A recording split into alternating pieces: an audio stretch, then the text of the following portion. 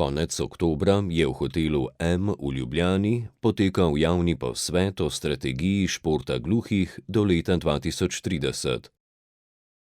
Udeležili so se ga tudi predstavniki drugih organizacij in organov na področju športa, kot so Olimpijski komite Slovenije, Zveza za šport invalidov in varuh športnikovih pravic dr. Rožle Prezelj.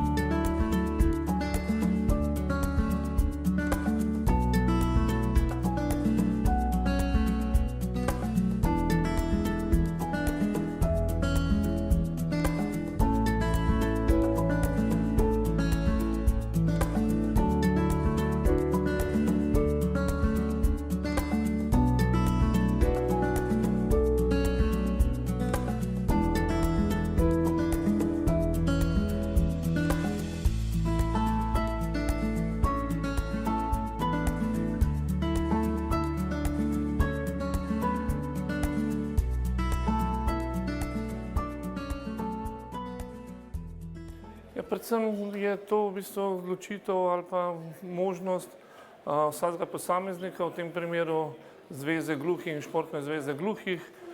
Mi moramo predvsem gledati v smeri zaščite svojih interesov.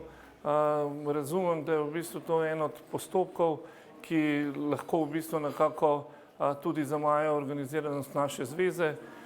Morda je veliko več vprašanj, kot smo jih danes v bistvu nekako izpostavili. Predvsem bi bilo potrebno v nadaljevanju to rešiti celostno, kajti naša organizacija združuje več segmentov različnih športnih panog in struktur, tako da je v bistvu treba nekako najti smiselno in uspešno rešitev znotraj celega sistema parašporta. Se mi zdi, da tudi znotraj obstoječe pravne strukture nekako bi bilo možno to, bomo rekel, na nek način narediti bolj samostojno, avtonomno, pa hkrati povezano. Tudi mislim, da statusno bi šlo, kakšna bi bila posledica za samo financiranje in vključenost potem tako na državni kot mednarodni ravni, to težko prejudiciram, ne vem. Trenutno velika večina tega sofinanciranja in financiranja narejena na številčnost. Torej, koliko registriranih športnikov, koliko vrhunskih športnikov in tukaj, ker je bilo rečeno, da je številka relativno majhna, ne vem, ali bi bilo pa potrebno spremeniti pravilnike v merilih, ki pač določajo način sofinanciranja. Potem bi to seveda šlo. Na trenutnem sistemu pa, iskreno povedano, bi bila najbrž vsaj z tega finančnega stališča kar težka, no. Težka borba za preživetje.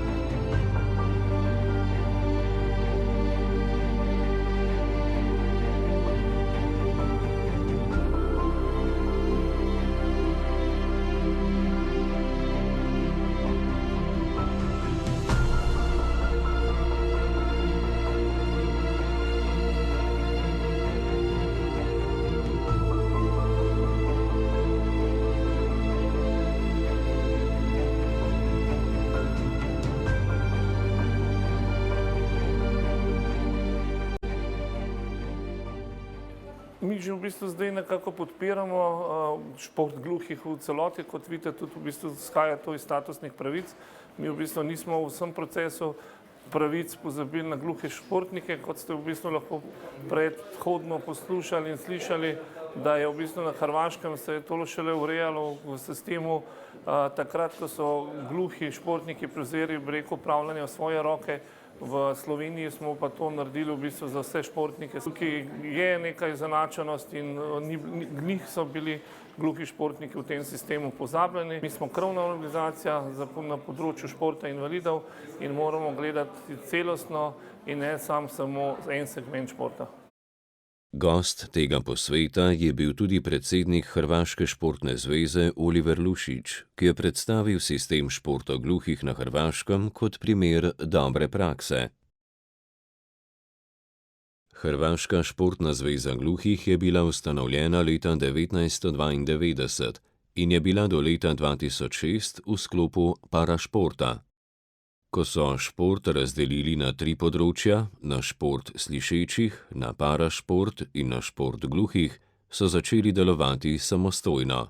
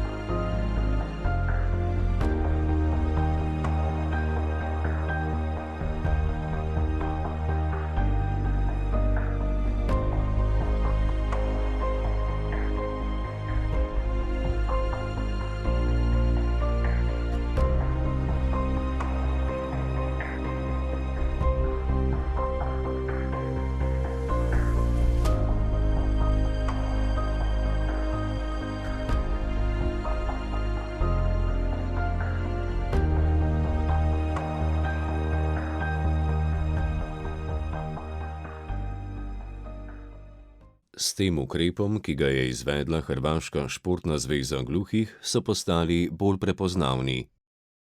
S promocijo jim je uspelo vključiti veliko gluhih mladih športnikov. O svojih pogledih in izkušnjah na tem področju je spregovoril tudi Miha Zupan, nekdanji slovenski profesionalni gluhi košarkar.